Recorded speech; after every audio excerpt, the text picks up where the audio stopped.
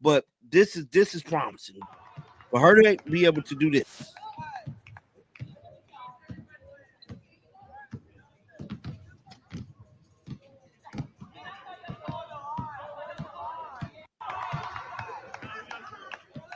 So as y'all can see there from that clip there, that's Sandy Bordello right there.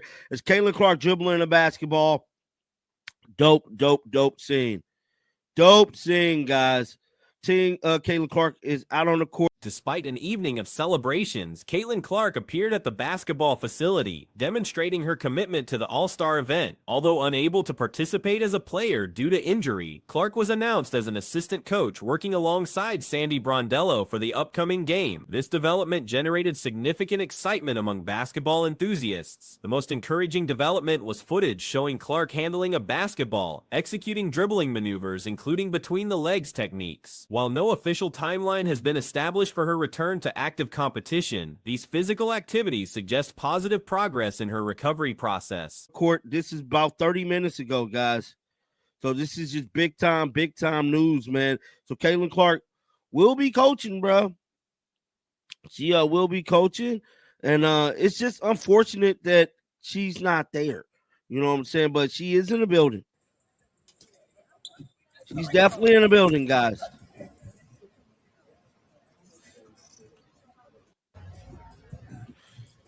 So despite that long night of partying, that is not. Video evidence captured approximately 30 minutes prior showed Clark on the court with coach Sandy Brondello, demonstrating ball handling skills. This represented substantial news for supporters who had been concerned about her injury status. Clark's presence in the facility, despite being unable to compete, indicated her dedication to remaining involved with team activities. The extended evening of festivities did not prevent Clark from fulfilling her commitments to the All-Star weekend. Her appearance at the venue demonstrated professional responsibility and team loyalty. Meanwhile, other players were also preparing for the event, with Kelsey Plum visible in practice footage. A party, and that is not stopping Caitlin Clark from being in the building, bro. Now here is some footage from the other team. This is Kelsey Plum currently out there.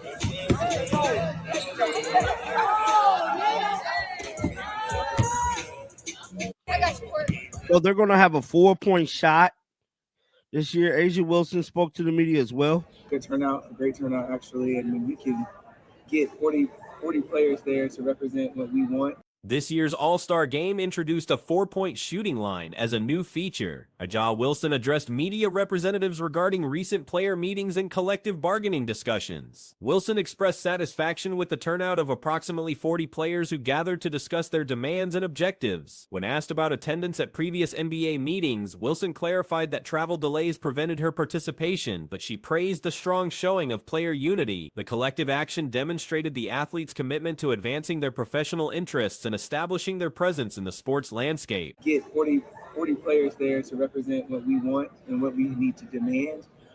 It really warms my heart, and I know it shows a message to the league that we're here to stay, we mean business, and we're going to demand everything, and we're going to keep going until we get what's right. So, yeah.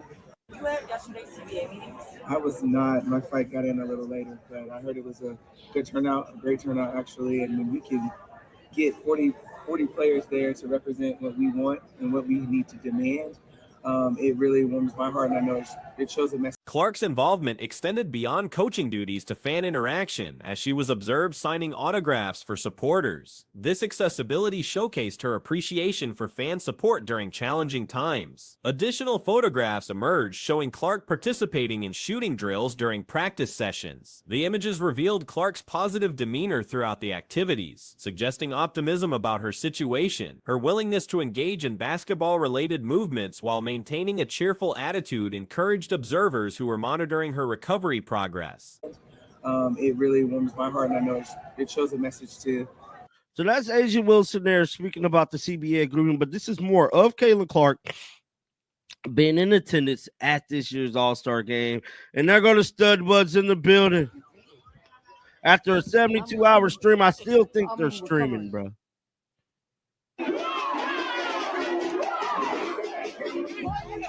You're not going to run in ones?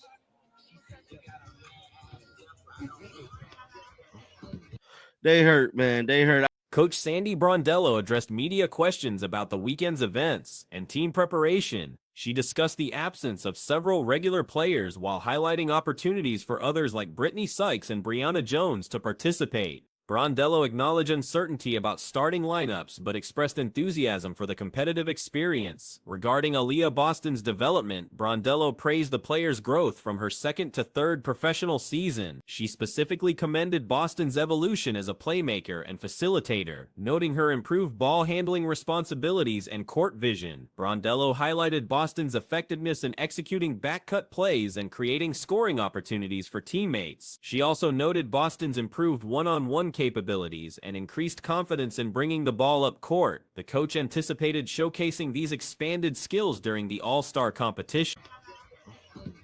They hurt, man. They hurt. I knew it, guys. I knew they was gonna be hurt. It was a long night of parties. Caitlin Clark signing autographs. So cool, bro. So cool that she's able to do this. But yeah, just to show y'all the vibe. Caitlin Clark in the building. This is just the vibe of last night, guys. Crazy, bro. Crazy vibe. They was kicking it all night long. The conversation shifted to comparing this year's format with previous All-Star games. Brondello explained that last year's USA versus WNBA structure created different pressure and expectations, while the current format emphasized entertainment and celebration. Brondello's coaching philosophy for the event focused on ensuring all players received meaningful playing time to showcase their abilities. She acknowledged that these games typically become more competitive in final periods, but prioritized fan enjoyment and player recognition over winning. Crazy, bro. Crazy vibe. They was kicking it all night long. And yeah, bro. It's definitely a lit situation. More photos of Caitlin Clark has been released. So now it's looking like she's actually shooting. She's shooting around. Guys, this is promising right here. This is Caitlin photos is starting to surface of Caitlin Clark actually shooting the ball during practice. But she's all smiles, man. She's just all smiles right here, bro. When specifically asked about Clark's coaching contributions, Brondello expressed willingness to delegate coaching responsibilities based on Clark's interest level. She referenced Clark's active sideline presence during Indiana Fever games when injured, suggesting this experience would translate well to the All-Star environment. The coach described the weekend as a family affair, with her children joining her for the festivities. She mentioned attending various social events, including functions hosted by other players like Sabrina Ionescu. The family aspect added personal meaning to the professional opportunity. And she's just all smiles right here, bro. Which is so cool, guys. So cool. I'm excited about this, man. But definitely let me know y'all thoughts about this, man. Starting line we're without a few of our players, but a great opportunity for the other, obviously Brittany Sykes and Brianna Jones to be called up. So, we'll go out there and have some fun, but Regarding collective bargaining discussions, Brondello maintained diplomatic neutrality while acknowledging the significant player turnout for union meetings. She deferred substantive comments to league officials, but expressed optimism about continued league growth and development. Brondello reflected on her participation in the inaugural WNBA All-Star Game in 1999 at Madison Square Garden. She recalled memorable details, including Whitney Houston's halftime performance and special events like cruise excursions. Being selected for the first All-Star Game represented a significant honor during the league's founding year. The veteran coach noted this marked her fourth All-Star coaching appearance, emphasizing the consistent quality of these events. She praised the busy schedule and numerous activities while highlighting the players' roles as positive influences and community leaders. I wasn't happy when people were like speaking for other people and stuff. I'm like, yeah, there are 40 people there. Some people are representing. There are some elected people that are meant to be representing everybody. So yes, at times they will speak on behalf of everyone. Because that's what they're being elected to do. That's what they're being elected to do. That's what they're meant to do. I don't get it. But anyway, she said in the morning after the first CBA, the prevailing sentiment from WNBA players that the two sides remain far apart. Brianna assured the board Throughout the coverage, the emphasis remained on Clark's resilience and professional approach despite personal disappointment about missing competitive action. Her transition to coaching duties demonstrated adaptability and team-first mentality. The visible progress in her physical rehabilitation activities provided hope for supporters anticipating her eventual return to active competition. Recent discussions about WNBA collective bargaining agreement negotiations have revealed significant concerns about the process and its effectiveness. Breanna Stewart's comments following the latest meeting paint a troubling picture of how these crucial talks are being conducted. NBA players that the two sides remain far apart. Breanna Stewart, a board member of the union, called it a wasted opportunity. Yeah, I think yesterday's meeting was good for the fact that we could be in the same room as the league and the board of governors and that type of thing. But I think, like, to be frank, it was a wasted opportunity. Like, we could have really kind of gotten into like a deeper dive of everything, but it was a lot of fluff that we couldn't get past. The primary issue appears to be the sheer number of participants involved in the negotiations. Approximately 40 players attended the session, creating what many observers consider an unmanageable situation for productive dialogue. Critics argue that having such a large group present makes meaningful progress nearly impossible to achieve. The structure of these meetings has drawn particular criticism. Reports indicate that 45 minutes were spent solely on introductions, which many view as an inefficient use of valuable negotiating time. This approach has raised questions about whether the players' union is presenting itself as a serious professional organization capable of conducting complex business negotiations. It was a lot of fluff that we couldn't get past, and it sucks because situations like that aren't going to happen again because players are playing for different teams in different leagues, and this is the only time to have the groups together like this. Yeah. I mean, she's right. She's right, like. And the fact is, if you're the WNBA itself, look, the people that suffer the most if the league doesn't happen is the players. Not the billionaires, the players.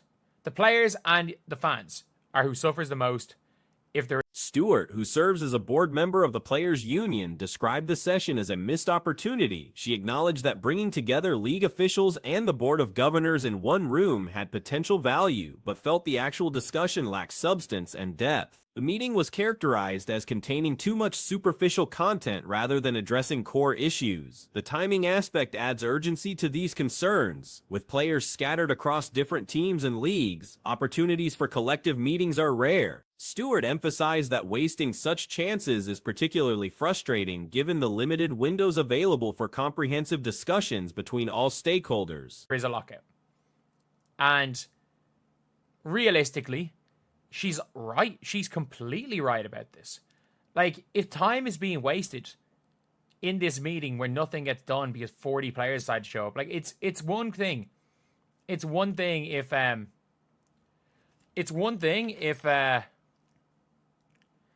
like the players are there, that all the players are there just silently watching and observing while. Many observers believe that a smaller, more focused negotiating team would be more effective. Having elected representatives speak on behalf of the broader membership is standard practice in most professional negotiations. Some players have expressed frustration when colleagues attempt to speak for others, highlighting the confusion that can arise from having too many voices in the room. The dynamics of these negotiations present interesting challenges regarding conflicts of interest. Some prominent players have business interests that might intersect with league operations, though most observers express confidence in their integrity and commitment to representing all players' interests appropriately. While a couple of players, well, they're basically just observing the meetings. And it doesn't really take away from it. But by the sounds of things, the 40 players there did not, it did not help things. It did not help things. And yeah, it's a tough one. It is genuinely a tough one for the players because they want everyone to be there. They don't want to tell people no. But it should have been. And look, recent reports suggest that the league has significant concerns about players' involvement in alternative leagues and overseas competitions. The WNBA apparently seeks to limit or eliminate these opportunities, which creates tension since many players rely on additional income sources during the off-season. This fundamental disagreement appears to be one of the major sticking points in negotiations. The power dynamics in these discussions heavily favor the league ownership. While billionaire owners can weather extended negotiations or even lockouts, players face immediate financial consequences if games are canceled. This reality puts additional pressure on the players' union to reach agreements quickly, potentially from a weakened bargaining position. But it should have been. And look, I mean this when I say this. I actually have no issue with Stewie and Fee being there. I think there is conversation whether or not in general it's a conflict of interest, but I trust the two of them. I've got nothing. I've no negative words to say about either of them. Honestly, I trust everyone that's involved. I trust Bree Turner. I trust Elizabeth Williams, Neko Nwumike, like Kelsey Plum, all of these people. I trust all of them. That they're doing things for the right reasons. And professional business negotiations typically involve small groups of experienced negotiators rather than large assemblies. The current approach may inadvertently reinforce stereotypes about players lacking business acumen, which some league executives reportedly already believe. Establishing credibility through professional negotiating practices could be crucial for achieving favorable outcomes. Several union board members bring significant business experience and wealth to these discussions. These individuals understand complex financial structures and have successfully managed their own business ventures. Their expertise should be leveraged more effectively in a streamlined negotiating format.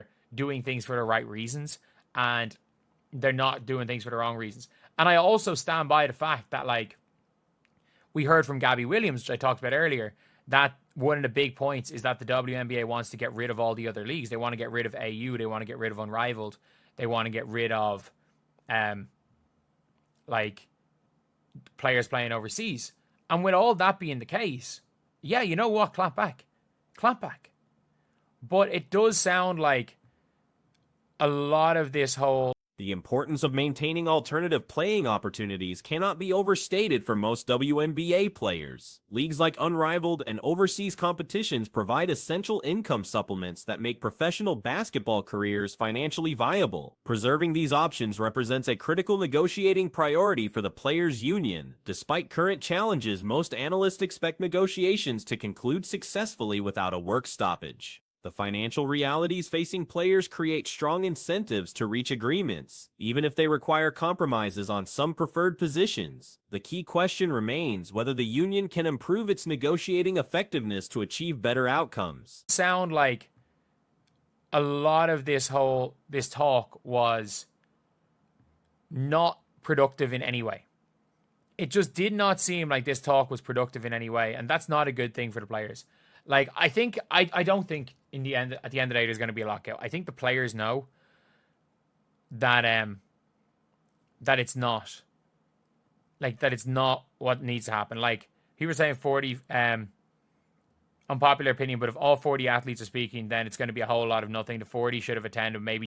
The current situation highlights broader questions about professional sports labor relations and the unique challenges facing women's professional athletics. Finding the right balance between collective representation and negotiating efficiency will be crucial for future discussions between the league and its players.